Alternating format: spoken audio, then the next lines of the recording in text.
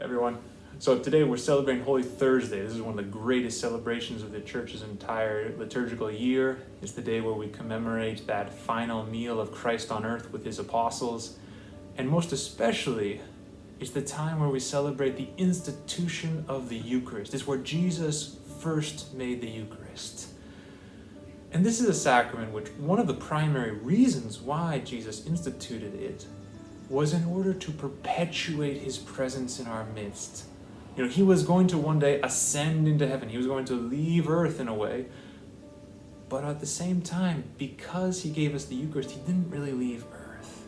He's still in our midst, Emmanuel, in the tabernacles of our churches, just waiting for us. Now, it's tragically paradoxical, we can say, that on this day where we commemorate the sacrament of Christ's nearness, most of us aren't able to go to visit him. We're not able to be with our Lord on this day. But that doesn't mean there needs to be any kind of separation between us and him. It's not as if we're cut off from him. We're still able to worship our Lord in the Eucharist, even if we are far from him. We're still able to participate in the Mass, even if we're not physically present where that Mass is actually being celebrated. You know, you don't have to be within the four walls of the church building in order to celebrate the Mass.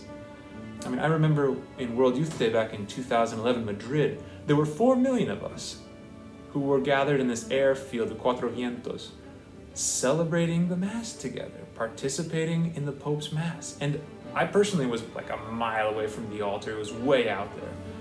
But I was still participating in that Mass.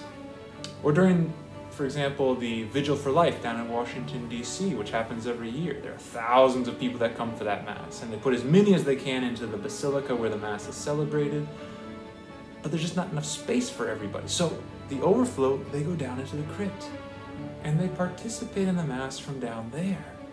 It's not as if, well, it's not the same for them in the crypt, or it's not as good for them in the crypt because they're not actually in the same building. No, they are participating in that Mass. And so too in this situation that we find ourselves in now, with the quarantines and the social distancing, we might not be able to go to the church building to celebrate the Mass, but we should still join spiritually to the sacrifice of the Mass, which is taking place there, which is taking place in our parish church, our cathedral church, a shrine like the grotto. We can still join spiritually to that. Let's remember what this one French author said. Distance is to love what wind is to fire. If the fire is very small, the wind might blow it out. But if the fire is strong, the wind will flame it. It will fan it. It will make it grow. That's what distance can do for our love with God. So during this Triduum, where we might not be able to participate in the celebrations, liturgical celebrations as we normally do, let's not have this be a time of diminishing our love for God, but rather increasing that desire, wanting him, longing for him, looking forward to that opportunity where we will be united with him again in the Eucharist, in the celebration of the sacrifice of the Mass. And in this way, this Triduum can be a time of growth, a time where we are growing closer to God, perhaps more so than even in the past.